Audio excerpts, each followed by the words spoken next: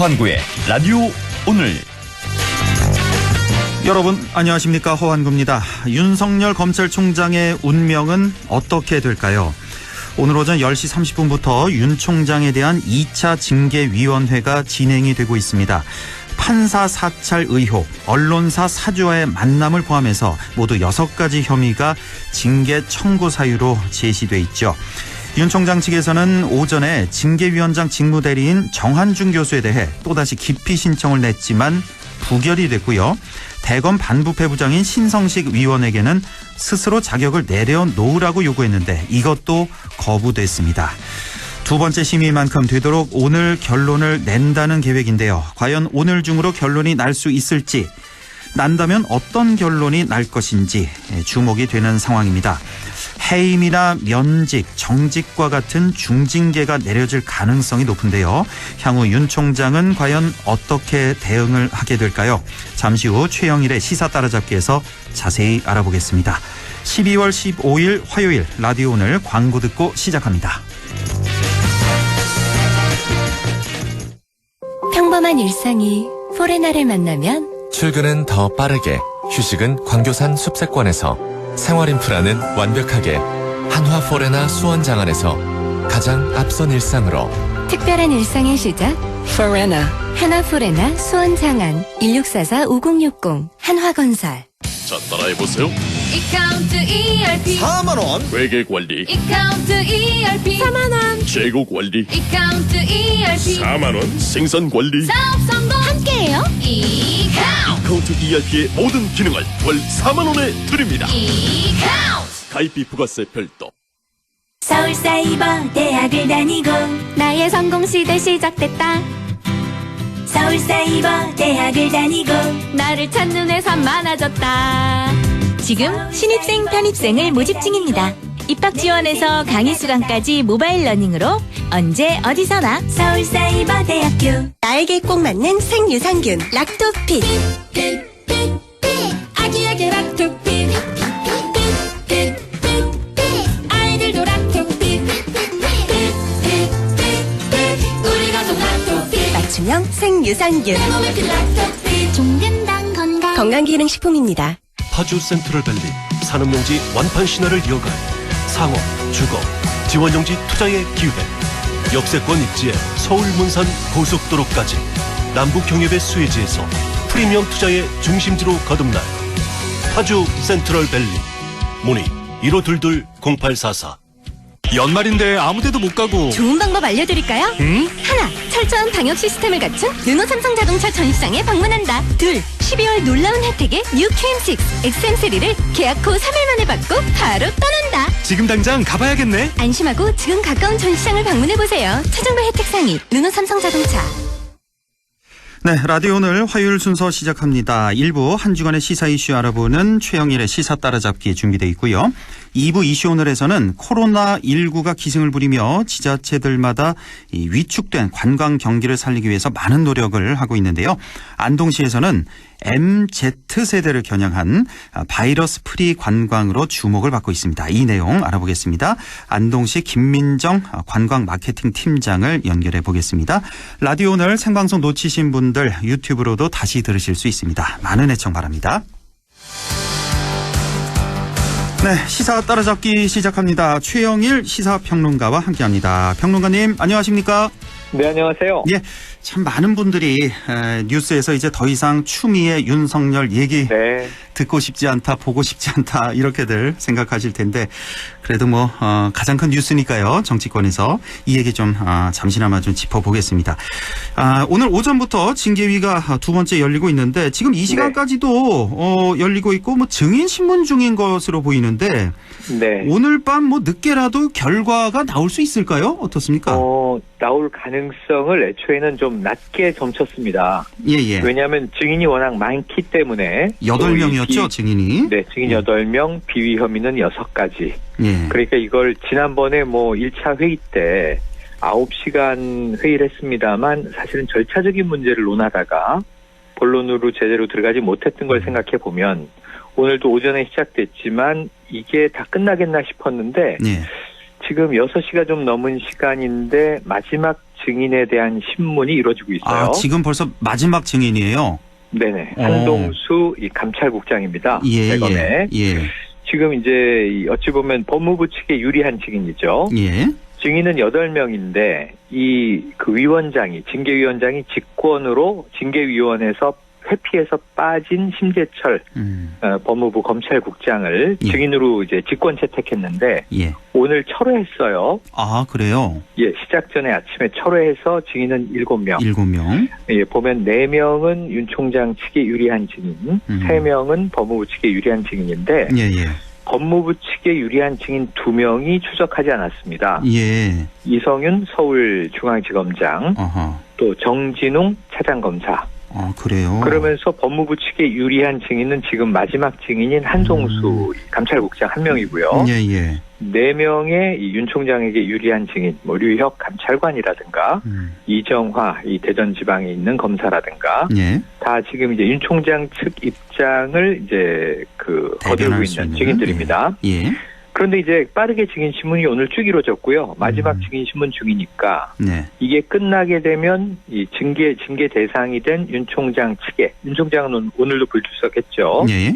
특별 변호인이 윤 총장의 입장을 전하고 의견을 내고 예, 예. 그러면은 종료되는 겁니다. 예, 예.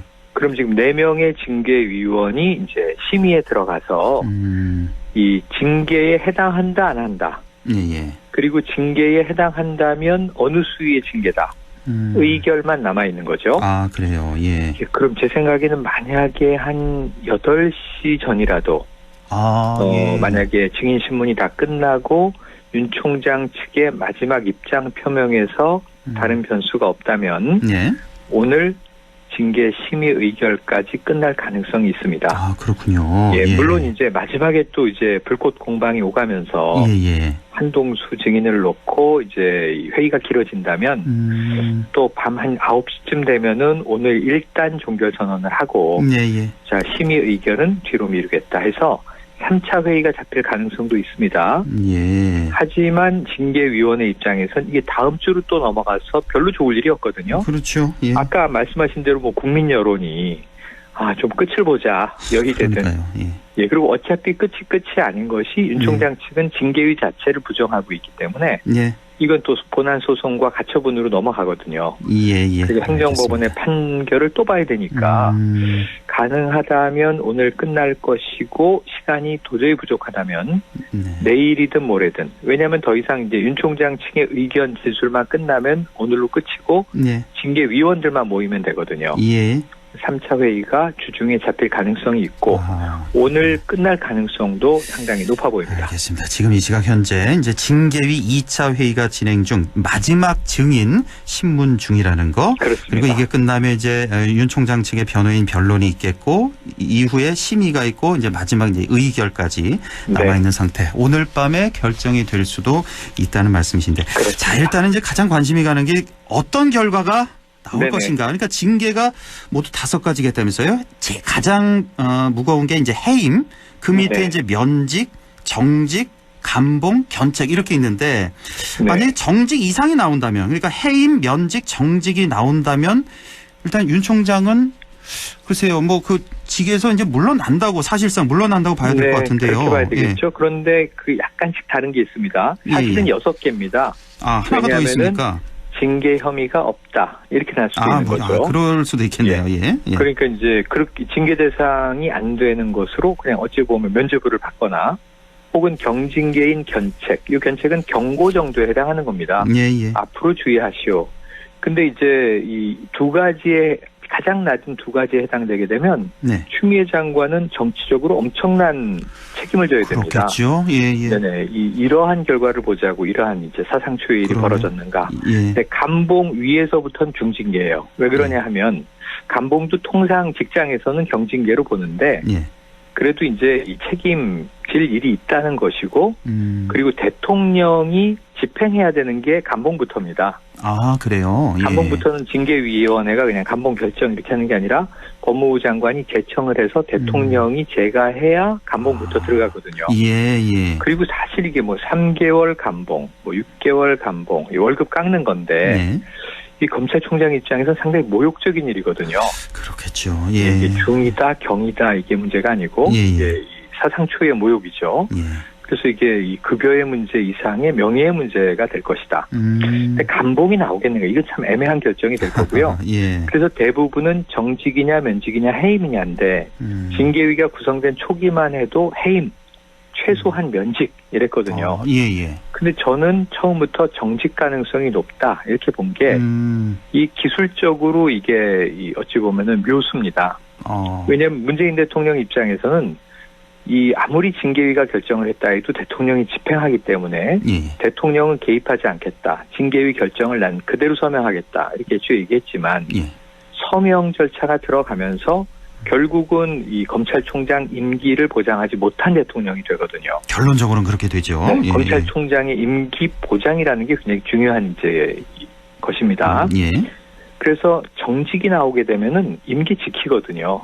그렇죠. 정직 6개월 이렇게 6개월이면 나오면 지금 7개월 임기가 남아 있습니다. 그렇습니다. 내년 7월까지니까 그러면 임기가. 한 달 총장을 하고 마지막에 이취임은 하겠지만 참 이제 이 7개월 중에 대부분 6개월을 일 못하는 총장인 거고요. 예. 정말 명실공히 이제 식물총장이 되는 거죠. 그렇죠. 예.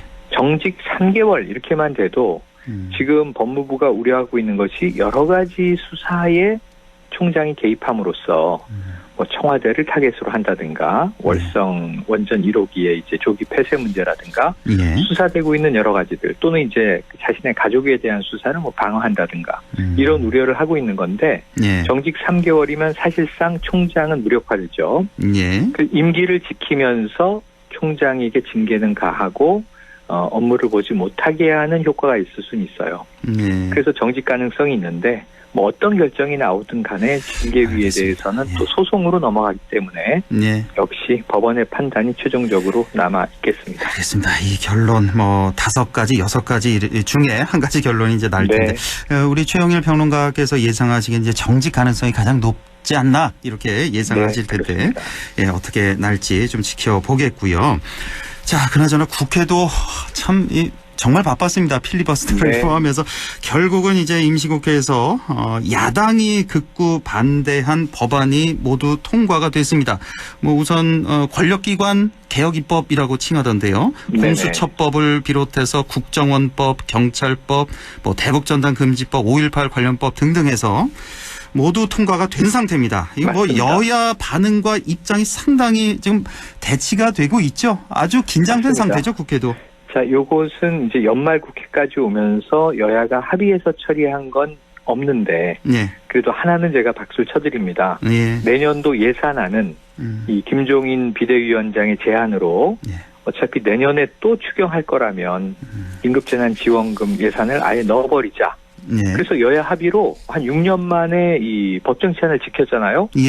그리고 통상은 이 야당이 법정 시한을 어기는 이유가 뭐냐면 지금 이러한 반대하는 법안에 대해서 서로 맞걸 수 있는 뭐 맞바꿀 수 있는 인질이 없는 상황이죠.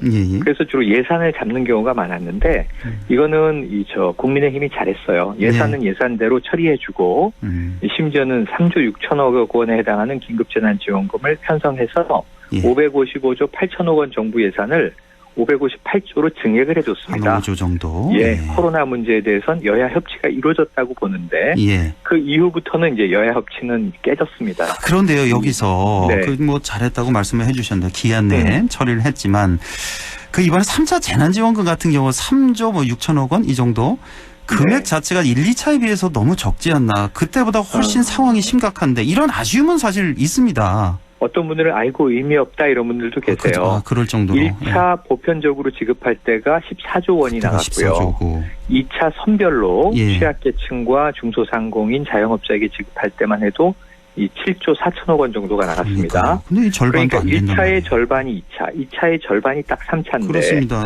요거 효과 볼 수 있겠나? 왜냐하면 지금 3차 대유행이 벌어지면서 또다시 3단계로 가느냐 마느냐인데 이미 소상공인들은 타격을 받고 있죠. 그렇습니다. 그래서 지금 이 임대료 문제만 해도 어떻게 할 것인가. 대통령도 여기에 대한 언급을 했는데 여러 가지 방안을 찾고 있으니까 지켜보기로 하고 3조 6천억 원은 내년 초가 되면 다른 전용 예산들을 또 포함해서 증액될 가능성이 높고요. 아, 그래요? 심지어 경제 타격이 한두 달 이상 더 간다면 예. 연초가 되자마자 추경 카드가 또 나올 수도 있습니다. 어쩔 수 없습니다, 지금. 어쩔 수 없습니다. 예. 경제를 살리는 게 급선무입니다. 예. 이 정부의 존재 이유는 민생이 우선이기 때문에. 그렇습니다. 그래서 지금 이제 이 벌어지고 있는 권력기관 구조 개편도 중요하고 또 야당의 항변도 일리는 있습니다. 예. 또 협치가 이루어지지 않은 것에 대해서는 여야 모두 이제 책임에 대한 너무 발목 잡게 한 거 아니냐, 야당. 예. 또는 이제 여당 너무 독주한 거 아니냐, 이제 그렇습니다. 이런 그 책임의 문제 다 따져야 되겠습니다만, 예. 저는 지금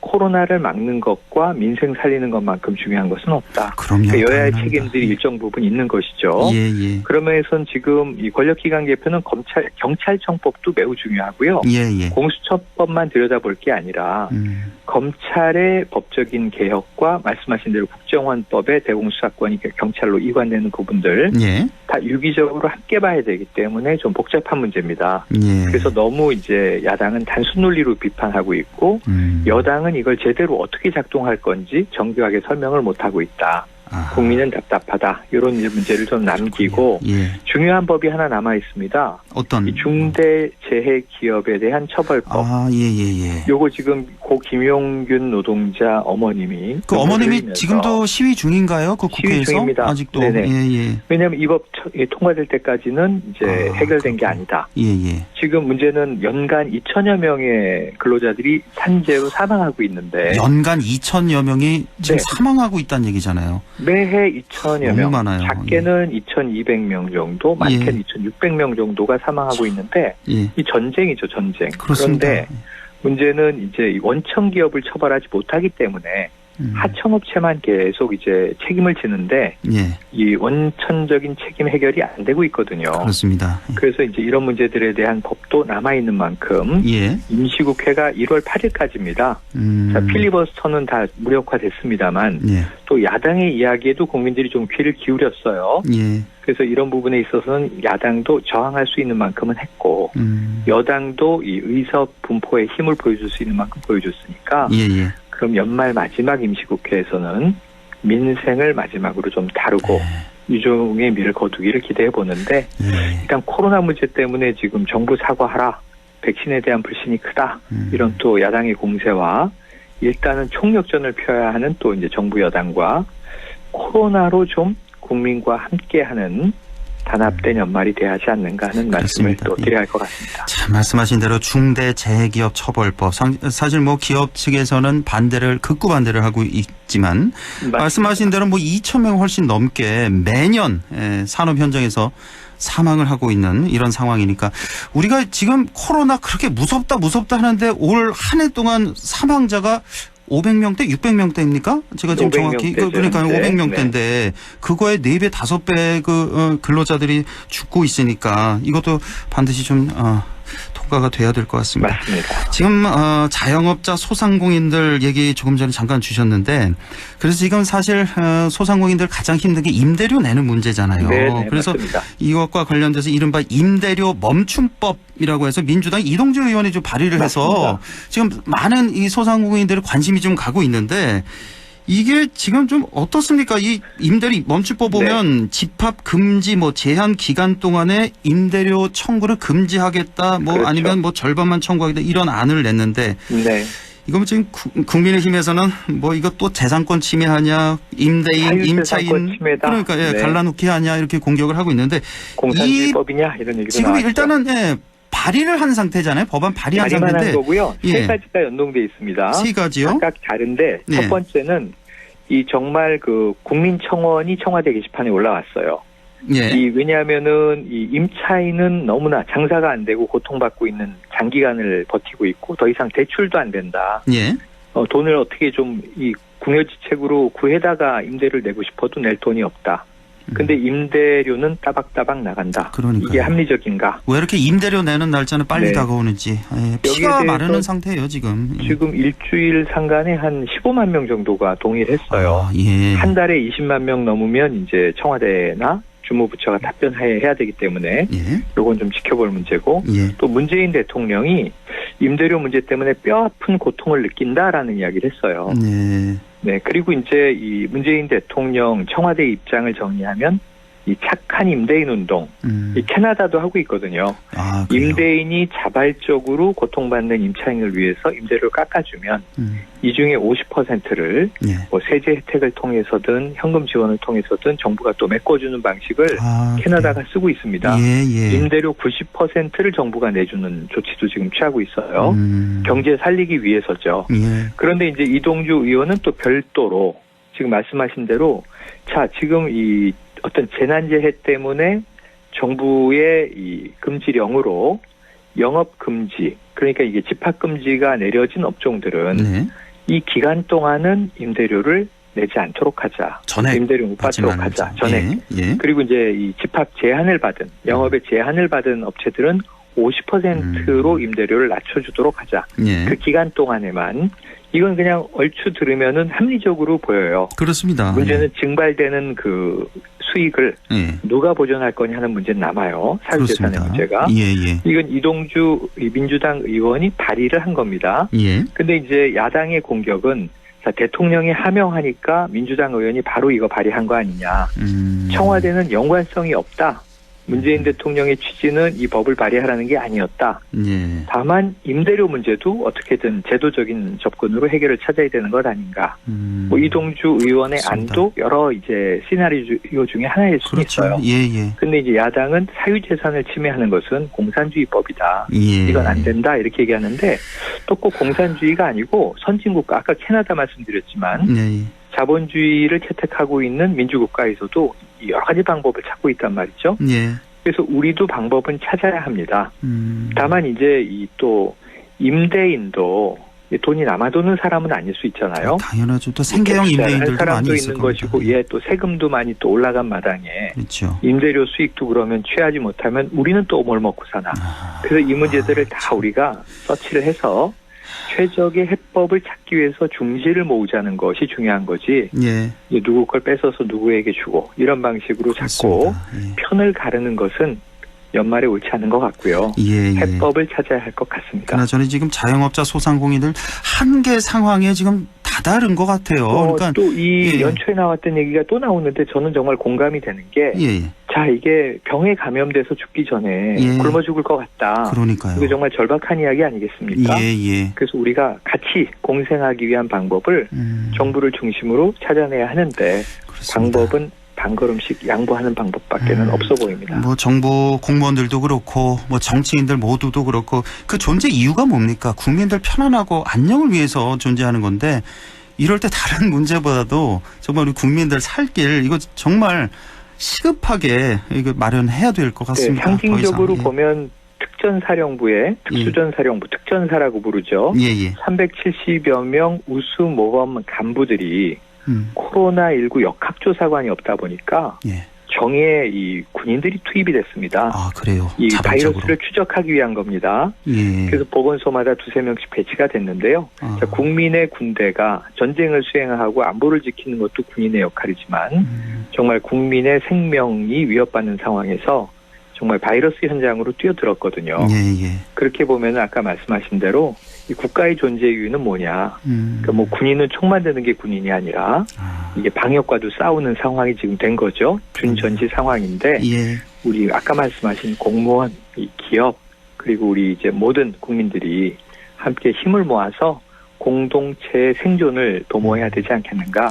여기서 좌파, 우파, 진보, 보수, 여당, 야당 편가르기는 좀 끊고 우선 다 이 터널을 벗어나고 나서 또 다른 이제 합리적인 이 조정 방안을 찾아야 하지 않겠나. 일단은 힘을 좀 모으자. 이 메시지가 제일 중요해 보입니다. 이 역할을 할 수 있는 건 우리 경제 주체, 정부, 기업, 국민 중에 정부의 역할이 가장 중요할 텐데 글쎄요, 저는 개인적으로 뭐 국가 채무, 국가 빚 어떻게 하냐 이런 걱정을 많이 하는데 일단은 살려야죠. 목숨이 왔다 갔다 하는 사람들 일단 살리고 나야죠. 오늘 뭐 윤 총장 징계위도 얘기했고 임시국회 얘기도 했습니다만 또 의외로 이 김종인 국민의힘 비대위원장이 이 과거 정권의 문제에 대해서 사과를 내놨잖아요. 그렇지 않아도 그거 좀 여쭤보려고 그랬어요. 울먹이는 모습이 있었는데 저는 일단 잘했다고 봅니다. 그런데 이제 이게 조금 걱정되는 건 또 이 정당 조직 차원에서 아유, 김종인 비대위원장 개인적인 차원의 사과였지 이거 조직적인 집단적인 차원의 사과 아닙니다라고 하면 큰일 납니다. 예. 왜냐하면 이제 이 중도 외연 확장하기 위해서 내부 강성 보수층의 반대에도 무릅쓰고 이제 이렇게 울먹이기도 했는데 예. 사실 냉정하게 보면 이명박 정권 시절의 잘못은 친이계가 사과해야 되고요. 그렇죠. 지금도 현재 존재하고 있고 예. 또 이제 박근혜 정권에서의 사과할 일이 있는 것들은 친박계가 사과해야 되는데 예. 지금 어찌 보면은 위임받은 당대표 역할이 예. 대리 사과라는 셈이거든요. 그렇습니다. 그래서 우리 모두 이 사과에 동의합니다 하고 넘어간다면 사실은 유승민 전 의원이 그동안 누누이 강조해왔던 탄핵의 강을 한번 넘어가는 거예요. 근데 그렇죠. 지금은 이제 내년 재보선 때문에 조용히 관망하고 있지만 예. 그 사과는 우리 당론 사과가 아니었다라고 나중에 번복하게 되면 이건 정말 큰일이 나거든요. 그래서 그러네요. 일단은 과거를 좀 버리고 미래로 한 발씩 가는 것에 대해서는 국민적인 합의가 이루어지도록 이건 또 야당에서 조금은 중지를 모아줘야 하는 사항 아니겠는가. 예. 그런 면에서는 이제 이 화합을 위해서 예. 먼저 한 발 가는 쪽이 이기는 겁니다. 그렇습니다. 지금 이번에 필리버스터는 저는 야당이 초선 의원 50여 명이 우리 모두 다 참여하겠습니다 해서 여당이 좀 놀랐거든요. 예. 예. 일축됐거든요. 예. 법안 원하는 건 다 여당대로 통과가 됐지만 윤희숙 의원의 12시간 46분의 필리버스터 기록을 경신했는데 그 문정부에 대한 쓴소리 때문에 아유 이거 못 듣겠다 하고 이제 종료를 또 해버린 거 아니에요? 예. 이거는 여당이 진 거예요. 아하. 그러니까 이런 측면에서 의석이 작다고 야당이 늘 지는 것은 아니다. 지지만 이길 때도 있는 거다. 정치적으로. 예. 이런 부분들에는 좀 서로 이 또 새로운 시각을 가지고 국민들의 심기를 헤아리는 정치를 그렇네요. 연말 연초에 해주셔야 될 것 같습니다. 네, 말씀 듣고 보니까 국민의힘 입장에서도 오늘 김종인 위원장 그 사과를 보면서 최근에 왜 국민의힘 지지율이 많이 오르고 있고 대여 총공세 상황이었잖아요. 네. 그래서 이번 사과를 계기로 해서 좀 더 시너지 효과를 볼 수도 있는데 그거를 잘 활용을 못하는 거 아닌가 이런 또 아쉬움도 좀 듭니다. 예. 하태경 의원이 이제 민경욱 전 의원 출당하라 이렇게 요구했는데 예. 트럼프 대통령 부정선거 편에서 미국에서 시위 참여하고 있잖아요. 그러니까 아직도 안 돌아왔대요. 네, 벌써 몇 달 된 것 같은데. 사이로 이 총선도 부정선거라고 또 주장을 하고 계신 거잖아요. 예. 여기 대해서 이제 하태경 같은 당 국민의당 의원이 자 바이든 행정부가 들어섰을 때 바이든 대통령이 저 민경욱 전 의원의 주장을 혹시 보게 되면 네. 자 한국의 전 국회의원인데 국민의힘 소속이다. 그럼 우리 당을 바이든 대통령이 뭐 어떻게 바라보겠느냐. 빨리 출당시켜라 부끄럽다 이런 얘기하고 있거든요. 예. 그런 부분에 대해서 국민의힘이 또 어떤 합리적인 결정을 내리는지도 중요한 대목이 되겠습니다. 자, 내년 4월 서울시장, 부산시장 재보선 벌써 이제 넉 달 앞으로 다가왔는데 지금 얘기가 되고 있는 후보가 민주당에서는 뭐 박영선, 박주민, 우상호 이 정도고 국민의힘에서는 나경원, 이해훈, 조은희 그리고 여기에 이제 오세훈 후보가 나올지 안 나올지 모르겠고 또 무소속의 금태섭 후보까지 김선동 전 이제 국민의힘 사무총장도 출마 선언을 했죠. 그러니까요. 예, 지금 뭐 어떻게 봐야 될까요? 뭐 일단은 내부 경선을 돌파해야 되는데 예. 지금 이 박영선 장관이 좀 고민하고 있는 것은 예. 자 민심은 인지도 덕을 볼 거고 또 이제 여성 후보라 25% 가산점이 있는데 예. 지금 워낙 중진이라 현역 이제 의 경우에는 10%로 줄어요. 아, 그래요. 그래서 가산점까지 받으면 박영선 장관이 아주 유력해 보여요. 출마 선언만 한다면. 뭐 경선 통과는 거의 유력해 보이고. 그런데 이제 당심에 대한 고민을 좀 하고 있는 것 같습니다. 아하. 그리고 이제 서울시장이 재보선이기 때문에 지방선거까지 1년밖에 임기가 안 남아요. 예. 그래서 이제 실익이 있겠는가 하는 유력자들은 또 실익에 대한 고민을 그렇게 또 하고 볼 수가 있고. 있겠군요. 네. 그 다음을 생각해야 되니까. 그런데 문제는 야당의 판이죠. 이번에는. 물론 야당이 이제 뭐 이길지 질지는 장담할 수 없습니다만 지금 지지율 추이도 그렇고 야당에게 유리하게 돌아가고 내년은 이제 문재인 대통령 집권 마지막입니다. 이 집권 5년 차로 접어드는 거기 때문에 이런 측면에서는 뭐 레임덕이 나타나건 아니건 상당히 지금 야당에게 유리한 판세가 만들어지고 있어서 야당은 또 어떤 후보를 이제 정할 건가인데 김종인 비대위원장, 김근식 교수에게 지금 당협위원장인데 서울시장 출마를 권유했다. 그쪽으로 또 김근식 전 의원에게 또 힘을 실어주고 있군요. 그런데 많은 관측들은 아니다. 복수의 후보에게 권고했을 것이다. 그래요? 김근식 교수만 딱 내정한 게 아닐 것이다. 예. 그런데 또 이제 이런 분들은 이러한 기회에 자가 발전을 해야 되는 거죠. 그래서 후보가 본선 진출이 되든 안 되든 경선에 또 나올 가능성이 높아 보여요. 예. 그러니까 이런 면에서는 우선은 경선 구도를 민주당과 이 국민의힘을 들여다보는 게 알겠습니다. 서울, 부산 모두 다 이제 흥미로운 관전 포인트고요. 내년 2월 이후에 본선 대결을 한번 우리가 검토해봐야 될 것 같습니다. 알겠습니다. 예, 우리 최영일 평론가와 시간도 대폭 많이 늘렸는데. 네, 감사합니다. 그래도 모자르네요. 시간을 늘리니까 이슈가 또 많아지더라고요. 쏟아져 나옵니다. 연말에. 알겠습니다. 다음 주에 또 뵙겠습니다. 교수님 고맙습니다. 고맙습니다. 예, 지금까지 최영일 시사평론가였습니다. 라디오는 잠시 후 2부에서 뵙겠습니다.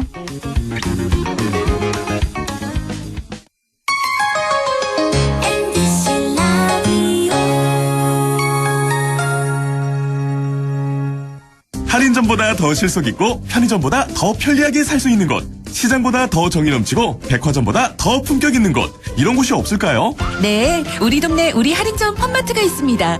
지난 25년간 항상 고객과 함께한 홈마트. 용상점, 자이점, 신용주점, 사천점에서 새롭게 고객님께 다가갑니다. 홈마트. 갑자기 일을 그만두라고? 왜? 전화해봐 1577-2260 월급을 깎는다고? 말도 안 돼. 일하다가 다쳤다고? 괜찮아? 전화해봐 1577-2260 당신 곁에 생각보다 큰 힘. 민주노총. 확진자를 간호했다는 이유로 빈집에서 자가격리를 한 간호사. 코로나 의심 증상만으로 최종 면접의 기회를 포기한 취준생. 생업을 걱정하기보단 완치 후 백신 개발을 위해 혈장을 기증한 부부. 확진의 기로에서 확신으로 스스로를 멈춰준 사람들. 고맙습니다. 당신의 확신이 수많은 확진을 멈췄습니다. 공익광고협의회.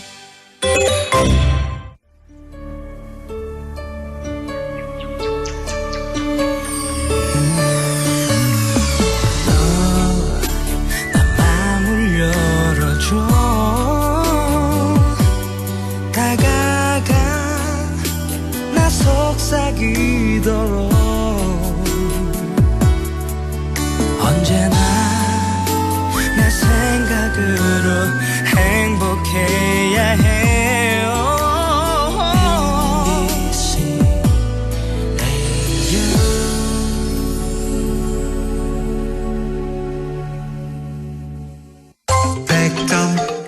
MBC Radio. MBC 라디오.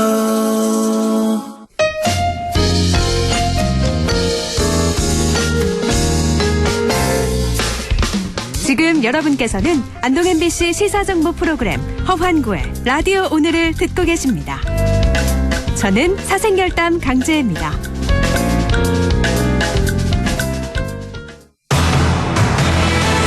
네, 6시 38분 30초 지나고 있습니다. 이슈 오늘 시작하죠. 팬데믹 시대를 맞아서 지자체마다 침체된 관광 경기를 살리기 위해 다양한 아이디어가 모아지고 있습니다. 안동시에서는 밀레니얼 세대와 Z세대 합성어죠. 이른바 MZ세대를 겨냥한 바이러스 프리 관광 전략으로 맞서고 있습니다. 오늘 이 내용 알아보겠습니다. 안동시 김민정 관광 마케팅 팀장 연결돼 있습니다. 김 팀장님 안녕하십니까? 네, 안녕하십니까. 예, 수고 많으십니다. 이 코로나 영향으로 국내외 할 것 없이 관광 산업이 모두 위기를 맞고 있는데요. 안동 역시 예외는 아니었을 것 같은데, 제 기억으로는 올해 안동 관광객 목표가 한 1,000만이었다고 제가 기억하고 있는데, 이 코로나 때문에 목표 달성은 어려울 것 같은데 올해 성적은 어느 정도나 됐습니까?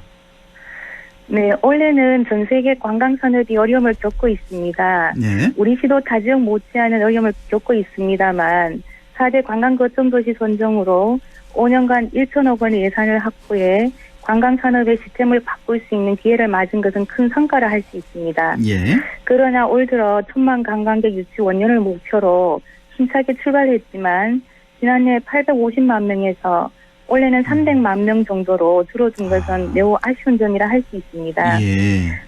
방문객 수만 본다면 안동의 관광산업이 위축되었다고 평가하시겠지만 자연경관이 뛰어난 안동의 비대면 관광지로 20, 30대 관광 수요가 몰리면서 안동의 숨은 명품 관광지가 각광을 받게 됨에 따라 오히려 안동 관광의 진면목을 알릴 수 있는 좋은 기회였다고 생각합니다. 그러니까 뭐 유튜브 등을 통해서 이제 온라인으로 관광 홍보도 많이 하고 계시던데 잠시 후에 뒤에서 또 얘기를 하겠지만 뭐 그럼에도 불구하고 지난해 850만 명이어서 관광객이 올해는 사실 1000만 명 목표를 했었잖아요. 근데 네, 그렇습니다. 한참 모자르군요. 한 300만 명 정도로 많이 네. 줄어들었습니다. 자, 그런데요. 이 비대면 관광지로서 이 각광받는 그런 명품 관광지가 있다면서요. 안동시에. 좀 소개를 좀 해주시죠. 네, 그렇습니다. 대표적인 곳으로 낙강물질공원과 만휴정, 월령교 등이 비대면 관광지로 급부상하고 있습니다. 예. 특히 비밀의 숲으로 알려진 낙강물질공원은 올해 가장 급부상한 명품 관광지라 할 수 있습니다. 네. 지난해와 올해 7월 23일부터 8월 19일까지 한 달간 티맵을 이용해 직접 여행지를 방문한 사람을 대상으로 진행한 티맵 언택트 관광지 방문 이벤트 참여자 수를 보면 낙강물질공원의 경우 지난해 70명에서 올해는 20배 이상 증가한 약 1,600명이 방문한 것으로 나타났습니다. 네. 전국 언택트 관광지 중에 낙강물질공원의 증감률은 단연 최고였습니다. 20배나 증가했으니까. 예. 네네. 또 만휴정도 10월 마지막 주말에 5천여 명이 방문해 주간 방문객 수가 월령교보다 더 많았습니다. 예. 또 꾸준한 인기를 얻고 있는 월령교도 올해 한국관광공사 야간 관광 객선에 선정됐습니다. 이 밖에도 전송수산길과 고산정 등 안동 전역이 비대면 관광지라 해도 과언이 아닌 것 같습니다. 그렇군요. 예. 비대면 관광지로 각광받고 있는 곳, 낙강 물길공원, 만휴정, 월영교, 여기에는 이제 선성수산길, 고산정까지 소개를 해주셨습니다. 자, 실제로 한 리서치 전문기관 조사 결과가 나왔는데 지난 여름휴가 여행 만족도 조사에서 안동시가 아주 좋은 성적을 냈네요. 네, 그렇습니다. 리서치 전문 업체인 컨슈머 인사이트가 지난 10월 27일 발표한 2020년 여름휴가 종합 여행 만족도 조사 결과에서 안동시가 226개 기초자치단체 중에 강릉 속초시와 함께 16위에 올랐습니다. 16위. 예. 네네. 전남 완도와 강원도 평창이 1, 2위를 기록했고 도내에서는 경주가 6위를 기록했습니다. 안동시의 경우 지난해 60위권 밖으로 순위권에 포함되지 않았던 결과에 비추어 볼 때 급상승한 인기를 실감할 수 있습니다. 예. 또 이 같은 성과에 힘입어 경북도가 제주 강원에 이어 지난해보다 2단계 오른 3위를 기록하기도 했습니다. 예, 그렇군요. 뭐 안동시 이번 성적이 지난해는 60위권 밖이었는데 올해는 16위에 올랐다는 것. 예, 아주 좋은 성과를 냈고 조금 전에 이제 만휴정 얘기를 잠깐 해주셨잖아요. 여기 뭐 관광객이 정말 많이 찾아온다고 하던데 아무래도 그 드라마 그 미스터 선샤인 영향 덕분이겠죠? 네, 그렇습니다. 그 드라마 미스터 선샤인의 영향으로 또 연인들이 많이 찾기 시작했고 코로나19로 인해 비대면 관광지로 주목받으면서 관광객의 발길이 꾸준히 늘고 있습니다. 또 SNS를 통해 젊은 층 사이에서 최고의 인생샷 명소로 알려져 있고 또 우리 시에서도 만휴정에 대한 홍보 영상 제작 등 다양한 홍보 매체를 통해 적극 노출한 결과라고도 볼 수 있습니다. 예, 향후엔 뭐 만휴정을 비롯해서 비대면 관광지로 각광을 받는 곳들에 대한 뭐 또 다른 발전 방안, 뭐 계획 어떤 걸 갖고 계십니까? 네, 코로나19는 인류에게 새로운 관광 방식을 요구하고 있습니다. 중요한 변화의 하나로 이제 관광은 선형이 아닌 점과 점이 연결되는 공간 연결 네트워크라는 새로운 패턴으로 진행되고 있다고 합니다. 말하자면 패키지가 아닌 독립 공간에서 가족과 친구들이 여유를 즐기고 다시 비슷한 공간으로 이동하는 형태입니다. 건강을 우려하는 노령층 여행객이 감소하는 반면 20, 30대 중심의 자연 중심 바이러스 프리 여행을 선호하고 있습니다. 이런 점을 주목해서 우리 시는 기존 관광지도 중요하지만 가족 연인들이 즐길 수 있는 숨은 관광 자원들을 발굴하고 있습니다. 전통과 자연이 어우러진 고택을 활용한 가족 단위 체험 프로그램 준비하고 있고 또 젊은 층의 기호에 맞춰 7월 테마로 한 프로그램이나 정보스쿨, 낭만가족, 세계유산 투어 등 안동에서만 체험할 수 있는 특별하고 별난 안동 체험 프로그램도 마련할 계획입니다. 예, 안동의 숨은 관광 자원들을 발굴하겠다. 특별하고 별난 안동 체험 프로그램을 마련할 계획이시라는 말씀이시고, 처음에 제가 이제 MZ세대라는 말을 소개를 해드렸는데, 이 MZ가 밀레니얼 세대의 M과 또 Z세대의 Z 합해서 이제 MZ세대라고 하는데, 이제 뭐 디지털 환경에 익숙한 뭐 20, 30대 젊은 층을 지칭할 텐데, 근데 이 젊은 세대가 사실 코로나에 대한 뭐 두려움이라고나 할까, 뭐 경각심 이런 게 상대적으로 좀 적고 해서 지금 상황으로 봐서는 국내 문화 관광을 아주 주도하고 있다면서요? 네, 그렇습니다. 코로나 시대 여행의 핵심은 비대면과 휴식으로 시작됩니다. 여기에 정보기술을 능숙하게 다루는 MZ세대들의 SNS와 트래블 스냅샷 또 바이럴 마케팅이 여행지 선택에 결정적 영향을 미치고 있으며 새로운 여행 문화를 만들어가고 있는 것 같습니다. 예, 그렇습니다. 그리고 저도 이 방송을 준비하면서 찾아봤는데 유튜브에서 그 Feel the Rhythm of Korea라고 해서 이거 한글로 그냥 치셔도 되겠습니다. Feel the Rhythm of Korea. 이 안동 편이 있는데 이게 뭐 선풍적인 인기를 끌고 있네요. 상당히 재밌고 이분이 채 안 되는 그런 홍보 영상이던데 이것도 좀 소개해 주세요. 네, 그렇습니다. 저들이 한국관광공사와 협업으로 진행한 필더 리듬 오브 코리아 안동편이 유튜브에서 1개월 만에 3,500만 뷰를 돌파했습니다. 대단하네요. 예. 네네. 그래서 이 영상의 인기에 힘입어서 살충공원, 성선 수산길, 월령교 등 주요 관광지에서 플래시몹 행사 현장을 담은 아이쿵 챌린지 홍보 영상도 지난 12월 5일 미국, 프랑스 등 11개국에 유튜브로 실시간 방영되어 큰 호응을 얻은 바 있습니다. 예. 이 영상들은 지금 이 시간에도 유튜브에서 꾸준히 조회수가 올라가고 있습니다. 그러니까요. 예. 그리고 지금 이 방송 듣는 분들도 한번 쳐보시기 바랍니다. 그 우리말로 치셔도 되고 영어로 치셔도 되고 Feel the Rhythm of Korea. 한국의 뭐 리듬을 느껴봐라 뭐 이런 건데 참 재밌더라고요. 영상이 또 짧고 2분도 안 되고 그래서 보니까 제가 2개를 봤거든요. 안동편을. 네네. 2개가 답니까? 네. 아니면 더 있습니까? 그간에서 필더 리듬 오브 안동편이 한 편이 제작되고 추가로 아까 제가 앞에서 말씀드린 아이콘 챌린지 홍보 영상도 같이 올라가 있습니다. 그렇게 그와 관련해서 영상들이 있으니까 검색 한번 해보시면 좋겠습니다. 참 재밌습니다. 예. 자, 이제 마지막 질문 드려야 될 텐데. 자, 이제 이 코로나라는 게 뭐 올해 정말 우리 전 세계를 강타를 했지만 지금 뭐 백신도 개발되고 있고 또 치료제도 개발되고 있어서 그 이후에도 코로나19 이후에 이 관광도 우리가 지금부터 좀 대비를 해야 될 것 같은데 이 지역 관광 활성화 어떻게 준비해 나가시겠습니까? 네, 전문가들은 코로나19 자체 장기화로 인해서 관광산업의 생산, 유통, 소비 등 모든 단계에서 예전과 같은 형태로 돌아가기는 어려울 것이라고 전망하고 있습니다. 또 패키지 관광시장이 20% 이내로 머무는 대신에 온라인을 통한 OTA 여행업이 커질 것입니다. 또 개별 관광이 활성화되면서 생산과 소비는 더 개인화될 것이고 이를 이어주는 유통은 더 복잡해질 것입니다. 이런 형태를 가장 잘 수용할 수 있는 시스템이 아마 스마트 관광이라고 생각합니다.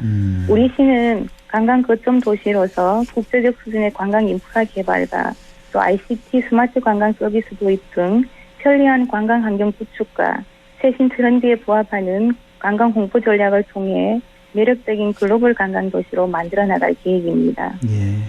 또 관광의 궁극적 목표는 외지인 유치를 통해 지역 부가가치를 창출하는 것이라고 생각합니다. 이 과정에서 북부지역 거점 도시로서 인근 시군과 협업하고 관광사업 종사자와 이해관계자들과도 소통하며 글로벌 관광 정책을 전개해 나갈 계획입니다. 예, 알겠습니다. 수고 많이 하셨고요. 오늘 말씀 감사합니다. 네, 감사합니다. 예, 지금까지 안동시 김민정 관광 마케팅 팀장이었습니다. 예, 우리 지역 날씨 알아보죠. 김도연 캐스터 전해주세요. 네, 연일 춥다는 소식을 전해드리고 있습니다. 북서쪽에서 계속해서 차가운 공기가 유입되면서 한파특보가 확대 강화됐는데요. 오늘 아침 봉하가 영하 14.9도 등 어제보다 1도에서 8도 정도나 우리 지역 낮게 출발했습니다. 바람이 불어서 체감온도는 실제보다 4, 5도 정도 더 낮습니다. 한파특보도 확대 강화돼서 오늘 밤 9시를 기해서 영양, 봉화, 의성에 한파경보로 강화되겠고 한파주의보는 청송, 영주, 안동, 예천에 발효되겠습니다. 맑은 날씨에 밤이 되면 온기가 급격히 빠져나가는 복사 냉각 현상 때문입니다. 강추위로 인해서 시설물, 농작물 피해 있지 않도록 철저한 대비가 필요하겠고요. 한낮에도 종일 영하권 추위가 이어지면서 면역력이 떨어지는가 하면 건강 잃기 쉽습니다. 각별히 유의하시기 바랍니다. 이번 한파는 모레까지 이어질 것으로 전망되는데요. 이후에는 기온이 차츰 오르면서 다시 제자리를 되찾겠습니다. 목요일 낮 기온은 조금 오르겠지만 아침은 계속해서 영하권 추위가 예상됩니다. 그리고 건조특보가 계속 이어지고 있습니다. 메마름 또한 나날이 심해지고 있는데요. 영양, 봉화, 문경, 청송, 의성, 영주, 안동, 예천, 상주에 건조지고 내려졌고요. 화재 예방에도 힘쓰 셔야겠습니다. 내일 기온은 아침이 영하 9도, 10도, 한낮에는 영하 1도 예상됩니다. 안동 현재 기온은 어제 이 시간보다 2도 높은 영하 5도, 체감온도는 영하 11도, 습도는 23%입니다. 날씨였습니다.